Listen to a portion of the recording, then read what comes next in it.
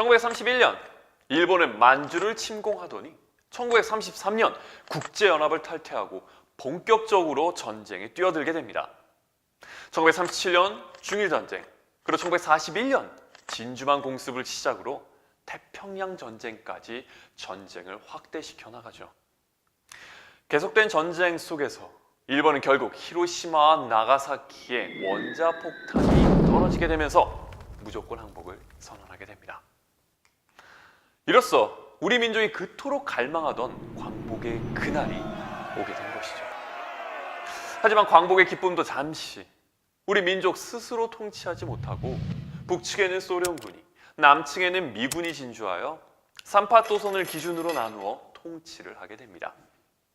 이 시기에 우리는 일본 적십자사와 분리된 우리의 적십자사를 만들기 위해 노력하게 됩니다.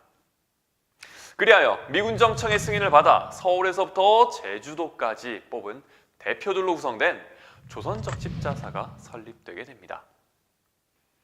조선 적십자사의 초대 총재에는 대한민국 임시정부의 부주석을 역임한 김규식이 추대되었습니다. 김규식은 적십자 인도주의 원칙에 부합하는 사업을 하고 동포들의 재난과 빈곤을 구제하는 데 앞장설 것을 알렸습니다. 그래서 조선 적십자사는 국민보건운동의 일환으로 가정간호법을 여성들에게 교육시켜 위생관념을 갖게 하고 환자들을 간병하며 응급처치를 할 수 있도록 가르쳤습니다. 또 우리나라 최초로 응급구호법이란 책을 만들고 교육을 통해 국민들에게 사고를 당했을 때 의사에게 가기 전까지 임시처치를 하여 생명을 유지시킬 수 있는 방법을 알렸던 것이죠. 현재 우리가 CPR로 알고 있는 심폐소생술 역시 여기에서부터 시작이 되었습니다. 자, 또한 학생들이 중심이 된 적십자 활동이죠. 레드크로스 유스의 약자인 RCY 역시 국제적인 적십자 활동에 발맞춰 준비를 하게 됩니다. 하지만 이런 많은 활동을 펼쳤음에도 조선 적십자사는 국제적으로 적십자의 회원으로서 승인을 받은 상태가 아니었습니다. 그 이유는 앞서 이야기했던 것처럼 국제적으로 적십자의 회원으로 승인을 받기 위해서는 독립된 자주국가여야만 했는데 조선 적십자사는 미군정 하에 설립된 적십자였기 때문이었죠. 광복 직후 우리 민족은 스스로 정부를 수립하고 싶었습니다. 그런데 주변 열강들은 그것을 용납하지 못했죠. 그래야 우리나라 정부 수립 문제는 미국과 소련이 회의하는 이 미소공동위원회에서 결정하기로 했습니다. 그런데 미국과 소련이 그 당시 냉전 체제가 점점 고조되는 상황 속에서 결국 합의를 이루지 못하게 되었죠. 그래야 이 미소공동위원회는 무기 휴회에 들어가게 됩니다. 그래야 결국 미국은 우리나라 정부 수립 문제를 유엔 총회에 제출하게 되죠. 미국은 유엔의 감시 아래 남북한 동시 총선거를 실시하고 그 결과 정부가 수립되면 미국과 소련 양군은 철수하며 이러한 모든 절차를 감시 협의하기 위하여 유엔 한국 임시위원단을 파견할 걸 제안합니다. 그러나 유엔 한국 임시위원단은 소련의 반대로 결국 북측에서는 활동을 하지 못하게 됩니다. 이에 1948년 2월 유엔 소총회에서는 유엔 한국 임시위원단이 접근 가능한 지역만이라도 총선거를 실시한다고 결의하게 되죠.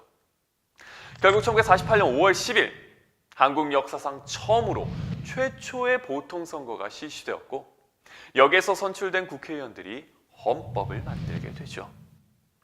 이 제헌헌법에 의해서 1948년 8월 15일 대한민국 정부가 수립됩니다.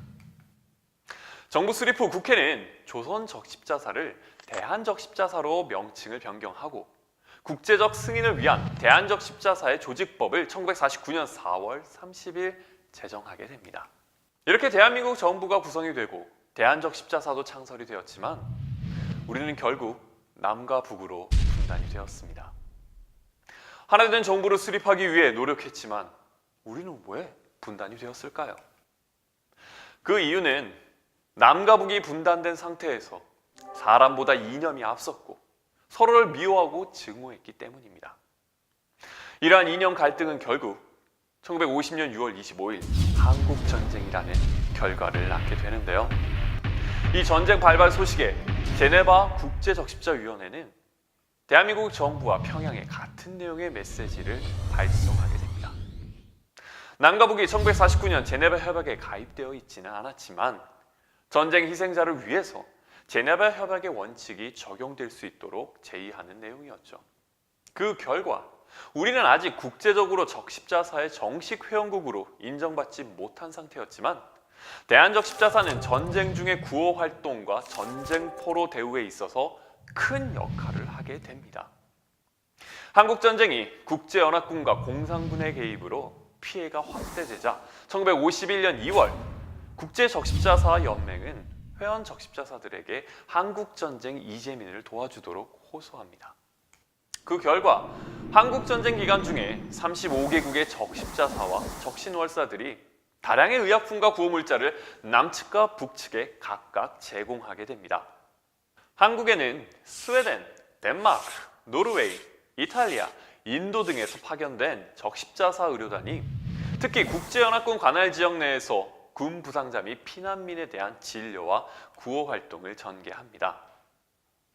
이 구호 물자를 가지고 전쟁 중 여성들이 봉사활동에서 큰 역할을 합니다. 대한적십자사를 도와 전쟁에 참여하는 남성들을 대신해서 여성들이 피난민과 군인들에게 급식 봉사를 하는 등 적십자 사업을 크게 도왔습니다. 이런 여성들의 봉사활동은 오늘날 우리의 자원봉사활동의 모태가 되었죠. 또한 대한적십자사는 전쟁 속에서도 구호 의료품을 통해 피난민들에 대한 진료를 실시하고 군병원 내에서도 적십자 휴게실을 설치하여 입원 중인 군인들의 간호에도 힘을 씁니다. 한편 전쟁 초기 치열했던 공방 속에서 수많은 전쟁 포로가 발생하였습니다. 이러한 포로들을 수용하기 위해 거제도 등지에 포로 수용소들이 생겨나게 되었죠. 국제적십자위원회의 활동으로 포로들의 대우는 좋은 편이었습니다. 자, 여기에 거제 포로 수용소 포로들의 하루 일과표가 있는데요. 새벽 5시 30분에 기상해서 저녁 8시에 취침하는 점, 그리고 자유시간이 의외로 길다는 점이 눈에 띕니다. 당시 피난민들은 먹을 것이 없어서 힘들었지만 포로들은 피난민에 비해 음식도 충분히 제공이 되었습니다. 1951년 계속되는 전쟁의 부담을 느끼게 된 국제연합군과 공산군은 정전회담에 들어가게 됩니다. 이 정전회담의 핵심은 38도선 부근에 비무장지대를 설치하는 것과 포로 교환 문제였습니다. 제네바 협약의 포로 자동 송환 원칙에 따르면 포로들은 모두 본국으로 송환되어야만 합니다. 하지만 포로들 중에는 사회주의 이념이 싫어서 남측에 남기를 희망하거나 중립국으로 가기를 희망하는 포로들도 상당수 존재했죠. 1953년 이승만 대통령의 반공포로 석방으로 인해 포로 송환 문제 잠시 제동이 걸리기는 하지만 결국 여러 논의 끝에 국제연합군, 공산군의 합의에 따라 심사를 거쳐 포로들은 3가지 선택을 할 수가 있었습니다. 본국으로 가거나 남거나 혹은 중립국으로 가는 것이었죠. 중립국으로 가기를 희망하는 포로들은 인도 적십자사에 의해 중립국으로 보내졌습니다. 공동 적십자단에 대한적십자사도 참석하여 포로 교환 업무를 하였으며 국제연합군과 공산군은 공동 적십자단이 인도주의 활동을 하는 데 있어서 신변 보호와 안전을 보장해 주었죠. 이렇게 적십자의 활약으로 포로 교환 업무를 성공적으로 마무리하고 대한적십자사는 국제적 승인을 위한 노력을 이어갑니다. 혹시 이렇게 생각하는 사람들이 있을지 모르겠어요. 아니, 아직도 국제적 승인을 못 받았단 말이야? 독립 후에는 미군정 아래 적십자였고 대한민국 정부가 수립된 후에는 한국전쟁으로 성사되지 못한 국제사회 승인을 정전협정 후에야 본격적으로 추진할 수 있게 된 것이죠. 드디어 1955년 5월 국제적십자위원회의 승인과 4개월 후 열린 국제적십자사연맹회의에서 대한민국은 만장일치로 적십자사의 정식 회원국으로 인정받을 수 있었습니다. 이는 대한민국이 국제사회에 인정받는 첫걸음이 되었지만 3년여에 걸친 전쟁으로 나라 전체는 피폐해졌습니다. 특히 남북한의 인명과 재산 피해가 엄청났죠. 영국 적십자사 소속인 벨린다 피시가 쓴 저서 적십자 실화에 보면 시트에 철 스프링만 있는 침대에 누워있는 환자들의 모습이 보이고요. 중환자를 씻기기 위한 타올, 심지어 물까지 얻을 수 없었다라는 증언들을 볼 수 있습니다.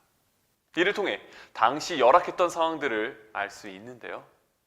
그리하여 정전협정 직후 스웨덴 적십자사에서는 1953년 9월 24일 부산에 스웨덴 적십자병원을 개설하여 많은 환자들과 전쟁 고아까지 돌보았습니다. 자, 지금까지 광복 후부터 한국 전쟁에 이르기까지의 우리나라 역사 속에서 적십자사의 활동을 살펴보았습니다. 우리는 이 시기 강대국들 사이에서 한반도의 분단의 아픔과 전쟁의 참혹함을 겪었습니다. 이런 아픈 경험을 통해 결코 이념이 사람보다 먼저 되어서는 안 된다라는 아주 중요한 사실을 깨닫게 됩니다. 이처럼 국적, 인종, 종교, 계급, 정치적 입장이 다르다고 차별하지 않는 인도주의 정신. 이 인도주의 정신을 지켜야 하는 이유를 우리는 우리의 아픈 역사 속에서 알게 됩니다. 오늘 이 시간을 통해 무엇보다 인도주의에 대해 이해하는 시간이 되었으면 좋겠습니다.